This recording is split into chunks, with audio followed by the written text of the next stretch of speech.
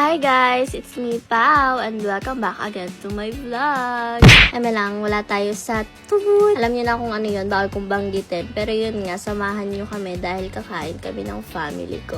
Family! So sorry nga kung ganito yung boses ko guys dahil kakagaling ko lang sa sakit. Pasensya ha? Charit.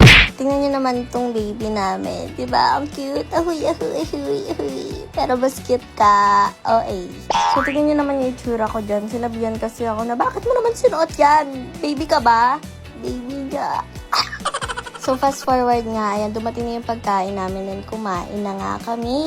Pero bago nga yun, guys, may gusto nga pala akong i-share sa inyo. Isa na nga rin to sa pinaka-favorite namin gawin ng pamilya ko, ang manood ng movie. And dito kami lagi nanonood sa Lock TV. And ito yung tinatapos naming movie ngayon. Minsan ngayon, nabababad na rin ako manood sa Lock TV kasi pwede na rin manood ng short dramas. And ayun nga lang, ayan, kumain na ako. Hindi ko nga naubos yan, guys, kasi sobrang init niya laro, hindi ko siya makain. Kaya nga pina-take out na lang namin siya. Huwag kayo mag-alala dahil kinain ko pa rin yan sa bahay kasama yung tita ko dahil nanonood nga kami ng movie. And pag uwi nga, ayan, inaasar-asar lang namin yung baby namin. And ayun lang naman for today's video. Bye guys! Mwah!